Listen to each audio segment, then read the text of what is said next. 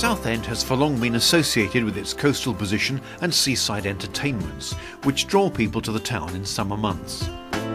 It's also a town with a young population and new inward investment, which is creating work and social opportunities for the future.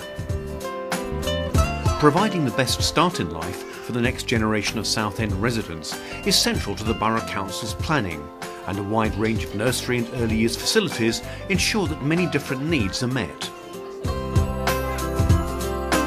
The Council is also committed to ensuring that any children with additional needs or disabilities are fully included within this provision.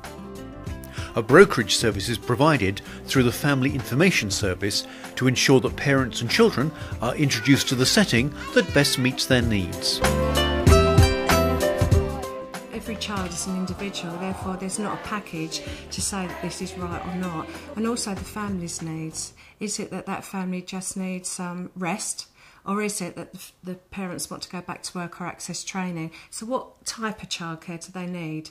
You know, is it weekends? Is it, you know, evening work? What is it that that child and family need in their package? And then we try to broker the relationship then with the childcare provider that best meets that package. So it is a brokerage service. It really is an individual experience for a family.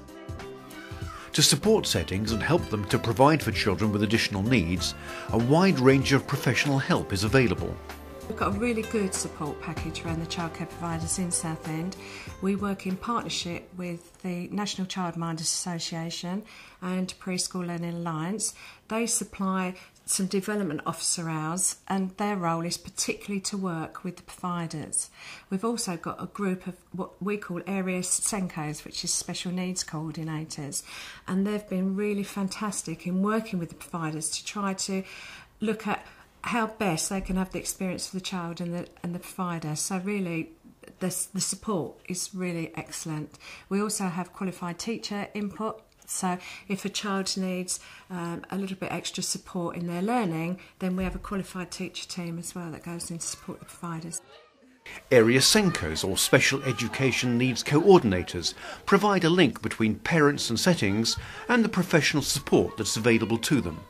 We work with partners in social care, in children's centres, and with the private voluntary sector, sometimes with care agencies, to make sure that those children's needs are met within the early years setting in whatever way is best for them. So there's no set formula. We look at each child as an individual. Our job is to enable and empower the setting, the staff, to work with the child with additional needs and support them to the best way they can. With parents, some of them are reluctant to accept that their child has needs over and above other children, and it's getting them to understand that you're not there to criticise or to judge, you're there to support them and help them to support their child in the best way possible. We make sure that we go in and actually we can lend them toys and things like that to actually use. It's just letting them know that we're there so we can support them. You need to be a good communicator, you need to be able to listen and support. It's not just the child, it's the parents and the staff in the setting that you're working with. Each setting also has its own SENCO, who supports children with additional needs and ensures that the setting is equipped to meet those children's particular health or education needs. Maybe if they had allergies, we would have a care plan put in place. A nurse would come into the setting and give the training for all the staff. Say if they had diabetes or an EpiPen. If they had specific needs such as cerebral palsy, brittle bone, things like that, we may have to adapt the setting to adjust to the child's needs. If it was something maybe it's autism and they would need something alongside what we already support the other children with, we would put an IEP, which is an individual educational plan, in place. So we would have meetings with the parents, discuss how we can move forward with their growth and development, and have targets set in place for that child. And they're quite small, specific targets that that child can work towards. The targets are encompassed within the individual education plan, which special needs teachers help to implement and monitor. It's an individualised learning plan for a child which takes into account their strengths and needs and the views of the parent. So from discussion and from information from other professionals, we would put together a plan with a maximum of 3 targeted areas in which we would focus support for up to 6 weeks and then review the plan.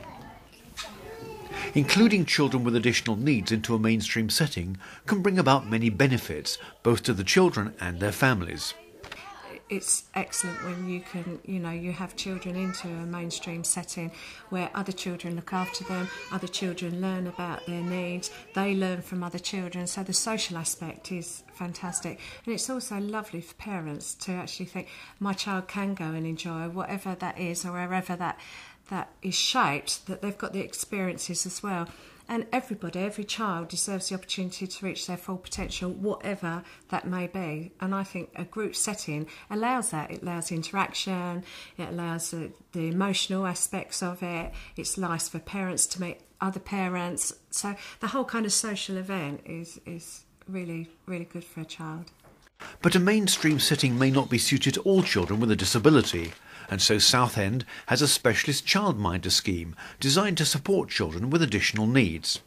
We've started Marvellous Minders, which is just been fantastic, and that is where we're working with a specialised group of childminders to raise their training, to raise what the quality of provision that they're doing, so that people can access a service that's actually tailored to meet the needs of children with additional needs. Finding the right setting for a child with additional needs can at first appear daunting for parents, but their views are always listened to carefully. This is all new to us. We didn't really know what the right thing was that we wanted to do.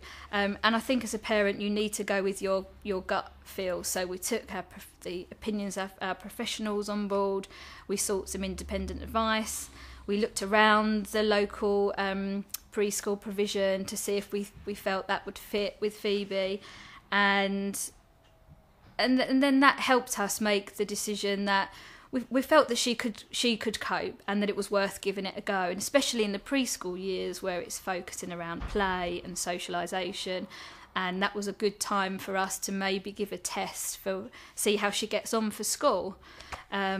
And we wanted to see if she could be happy in that environment. That's what you want for your child. You want her to be happy and make friends. And for Phoebe and her parents, the experience has been a positive one. She gets one-to-one support while she's at preschool all the time, so there's an additional member of staff. That member of staff works closely with the teacher of the deaf for any special training that she needs to run specific activities with Phoebe. A local speech and language therapist also works with the preschool, and again, if needed, runs training sessions on how to develop Phoebe's language. We also have individual education plan for Phoebe, which means that we meet on a regular basis and she's monitored very closely so that we know she's progressing as she should be and she's meeting her own individual targets. Settings managers are an important part of the overall care team and will ensure that they're fully briefed and their staff trained to meet the needs of a child with a disability. Well, usually when we have a child come to us with additional needs, we have the area SENCO already knows the child, so they come out to us and meet with us with the parents and any other outside people that are involved with the child already. So before the child even starts with us, we have a very good picture of what that child's needs are and what we need to do to accommodate that. I think it's very important that we speak to the parents and the parents aren't afraid to ask us and tell us what their child's needs are, because at first impression when they come to visit perhaps they don't actually see what their child requires is in place. But if they can speak to us about it and say, well, would you be able to do this, then I'm sure, in most cases it is something that we could put into place, but we just haven't got it at the time. Within my setting we work very closely with the specialist teacher regarding our deaf children that we've got at the moment. And she's seen the children from birth, so we have a lot of information from her to work with the partnership with parents, and it's about talking through the individual needs of the child. And we want to help them all they can, and to do the very best for their children, to help them go forward and integrate, ready to go to school, maybe the mainstream school. Moving on from a childcare to a school setting is an important time for all children. and for parents of children with special needs, it's essential that this transition is made as smoothly as possible. We would have a lot of meetings with the school once we know what school the child will be attending. We would invite them in to the centre and have a meeting with the whole family, and then ask the school to come and meet with the child as well within the centre. We would then show them what we have been doing and working towards with that child. And then when the child does go to school in September, we will attend meetings there as well, just for a smooth transition over. It works for the child. We've seen great transitions go in, and the child's been a lot happier in school once they've got there. Accessing childcare in Southend for children with additional needs is a positive experience both for children and parents, underpinned by a very real commitment to inclusion.